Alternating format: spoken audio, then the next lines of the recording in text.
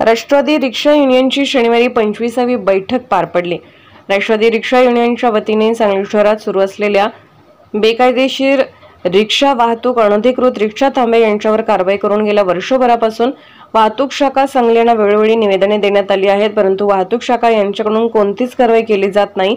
अशा बेकायदेशीर रिक्षा वाहतूक करणाऱ्या रिक्षा चालकांना वाहतूक शाखेच्या कर्मचारी यांच्याकडून पाठीशी घातले जाते व बेकायदेशीर रिक्षा थांब्याच्या बाबतीत कारवाई होताना दिसतच नाही। उदाहरणार्थ मार्केट यार्ड, पेट्रोल पंपासमोर, जिल्हा न्यायालय इमारतीसमोर, राजवाडा चौक, अजून इतर ठिकाणी वाहतूक शाखेच्या कर्मचाऱ्यांकडून अशा थांब्यांना संरक्षण दिलं जातं। म्हणून दिनांक 4/3/2024 पासून सोमवार ते शनिवार सकाळी 9 ते 1, दुपारी 4 ते 8 या वेळेत सांगली शहरातील प्रमुख चौकात कर्तव्यास हजर असणाऱ्या वाहतूक शाखेच्या कर्मचारी यांना गुलाब पुष्प देऊन कारवाई करण्यासाठी विनंती करणार आहोत। सदर आंदोलनाची विनंती करत असताना फेसबुक लाईव्ह देखील केली जाणार आहे। तसेच हे आंदोलन सांगली शहरासाठी जोपर्यंत सदर विषयावर कारवाई होत नाही तोपर्यंत बेमुदत असणार आहे।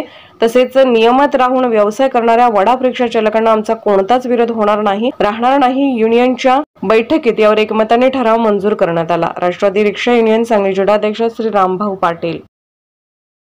राष्ट्रवादी रिक्षा युनियनकडून वाहतूक शाखा सांगली यांना गेल्या 1 वर्षापासून आम्ही वेळोवेळी निवेदन देतोय।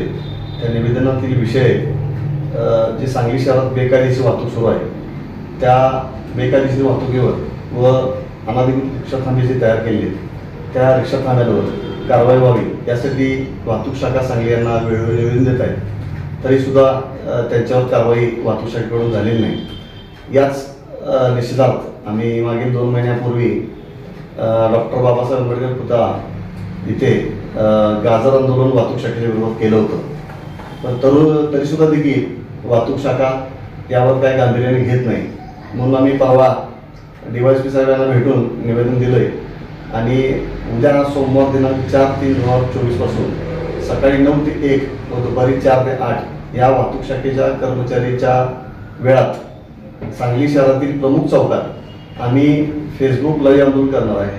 त्या लाईव्ह आंदोलनामध्ये आम्ही त्यांना गुलाब पुष्प देऊन विनंती करणार आहे की ही जी गाडी बेकायदेशीर वाहतूक सुरू आहे की याच्यावर आपण कारवाई करावी।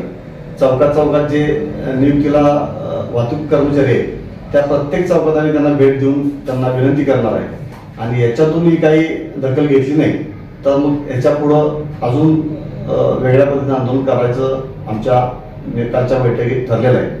आणि त्या अनुषंगानं आम्ही सांगली शहरातील जेवढ्या रस्त्यावर काम करणाऱ्या संघटना आहेत, मग त्या सामाजिक संघटना असो, राजकीय संघटना असो, रिक्षा संघटना असतील, त्या सर्वांना विनंती करणार आहे। त्या सर्वांचा पाठिंबा देखील आम्हाला उद्याच्या आंदोलनापासून मिळणार आहे। उद्याचं आंदोलन हे बेमुदत असणार आहे। जोपर्यंत रिक्षावर 100% कारवाई होत नाही बेकायदेशीर रिक्षावर, तोपर्यंत आंदोलन सुरूच राहणार।